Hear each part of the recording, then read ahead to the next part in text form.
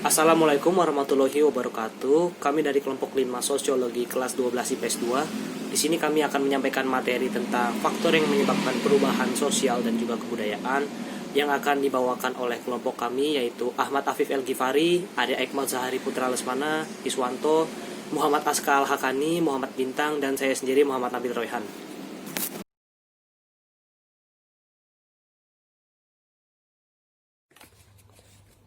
Oke, jadi saya di sini akan menjelaskan tentang faktor yang menyebabkan perubahan sosial dan kebudayaan. Faktornya itu ada dua, yaitu internal dan eksternal.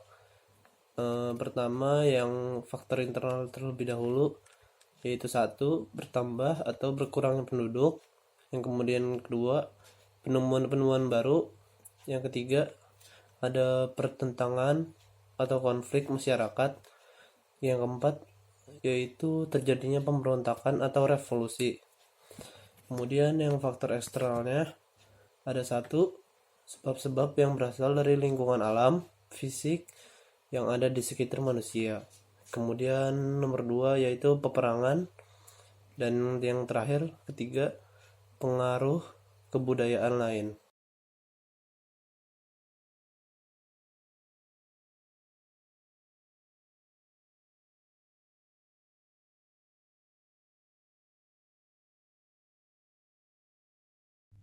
Faktor internal yang pertama ada bertambah dan berkurangnya penduduk. Sebagai salah satu faktor penyebab terjadinya perubahan sosial, bertambah dan berkurangnya penduduk ini termasuk ke dalam perubahan sosial yang besar. Kenapa?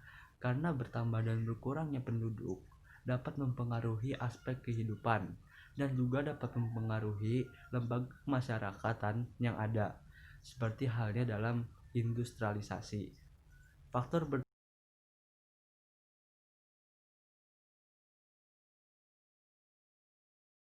Yang kedua ada penemuan-penemuan baru. Suatu proses sosial dan kebudayaan yang besar yang terjadi dalam waktu yang cepat disebut juga sebagai inovasi.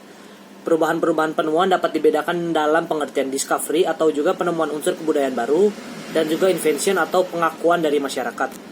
Nah, jadi discovery ini bisa berupa penemuan alat atau juga penemuan ideologi dari individu atau juga kelompok. Discovery ini bisa menjadi invention kalau penemuan baru tersebut dapat diterima dan diakui oleh masyarakat.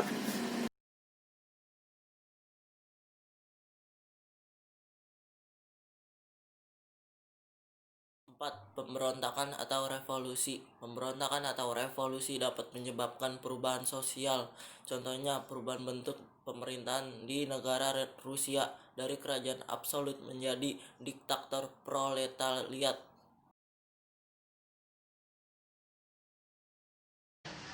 Lalu yang ketiga ada pertentangan atau konflik dalam masyarakat.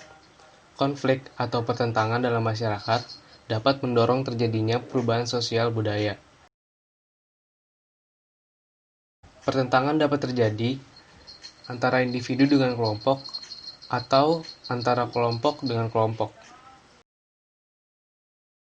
Contohnya konflik yang ada di Ambon dan juga konflik suku Sampit. Oke, lalu kita masuk ke faktor eksternal. Lalu yang pertama ada lingkungan alam yang berubah. Berubahnya kondisi fisik alam dapat memicu terjadinya perubahan sosial budaya pada masyarakat. Nah, contoh kondisi fisik yang berubah itu seperti adanya gempa bumi, lalu ada gunung meletus, tsunami, dan lainnya.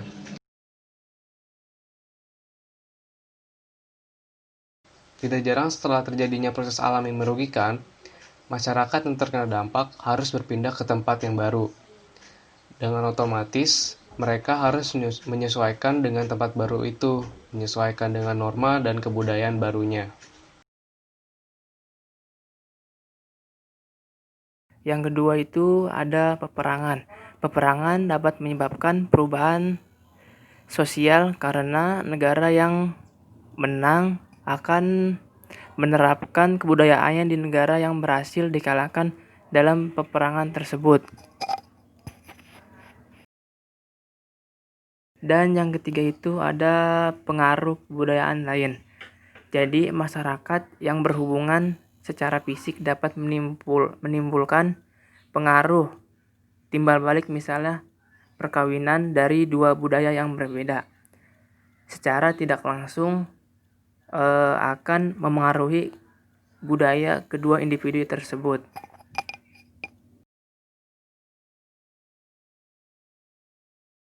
Sekian dari kami, kurang lebihnya mohon maaf. Wassalamualaikum warahmatullahi wabarakatuh.